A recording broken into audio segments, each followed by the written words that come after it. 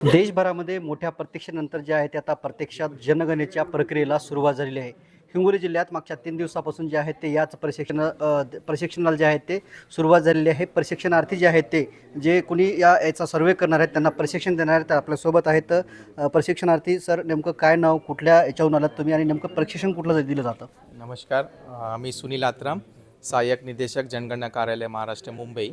तर या ठिकाणी या जिल्ह्यासाठी 3 दिवसाचं ट्रेनिंग आयोजित करण्यात होतं. जेवढे काही आपले जनगणना अधिकारी होते या वर्गांसाठी हा ट्रेनिंग आयोजित केली होती. तर या ट्रेनिंगमध्ये ही काय पहिल्या टप्प्याची जी काही प्रक्रिया होती ही त्यांना नीट समजून सांगण्याचा प्रयत्न आम्ही केलेला या ठिकाणी. जसं यामध्ये नवीन जे आहे HLO म्हणजे पहिल्या टप्प्यावर घर यादी आणि घरगणना असणार आहे. तर या पहिल्या टप्प्यामध्ये आपण जी काही टेक्नॉलॉजी यूज करणार, जसं प्रगणकासाठी आपण HLO ॲप देणार आहोत, त्याच पद्धतीने पूर्ण सेन्सस ॲक्टिव्हिटी मॅनेज करण्या आणि मॉनिटरिंग करण्यासाठी CMS पोर्टल आहे.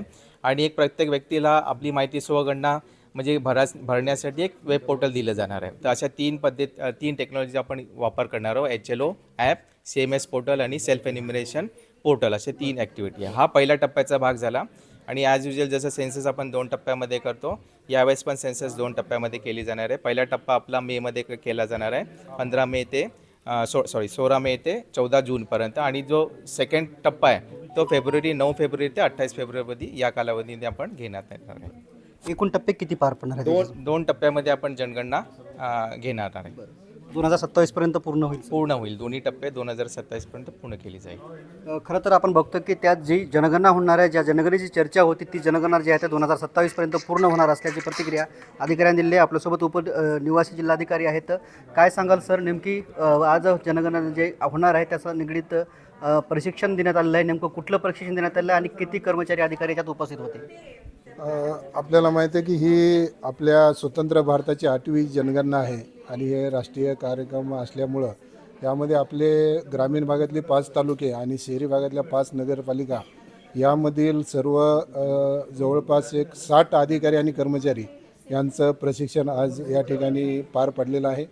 यामध्ये सर्व जे संबंधित अधिकारी, चार्ज ऑफिसर आणि त्यांचे टेक्निकल असिस्टंट यांना जनगणनेच्या विविध कामाबद्दल टप्पा 1 मध्ये कोणते कामं करावायचे आहेत, त्याचबरोबर चार्ज ऑफिसर लेवलला त्यांनी त्यांच्या स्तरावर प्रगणक आणि पर्यवेक्षक यांच्या नेमणुका कशा पद्धतीनं कराव्यात आणि हे सर्व काम CMS पोर्टलच्या माध्यमातून करावायचं असल्यामुळं त्या ठिकाणी त्या पोर्टलच्या माध्यमातून कशा पद्धतीनं प्रत्येक प्रगणक गटाची रचना करण्यात येणार आहे आणि त्याचं प्रशिक्षण आणि प्रत्यक्ष लाईव्ह डेमो याच ठिकाणी दाखवण्यात आलेला आहे.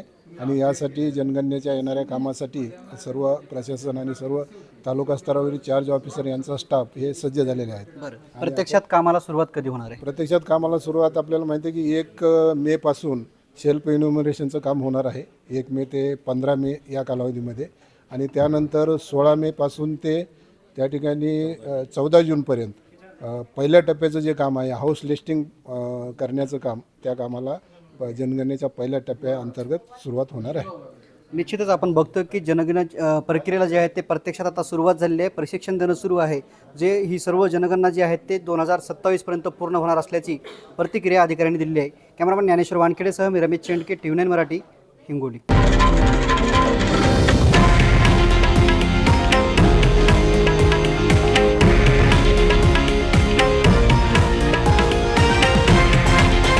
हे आहे देशातील नंबर 1 न्यूज नेटवर्क आणि आपण पाहत आहात TV9 मराठी, एकमेव.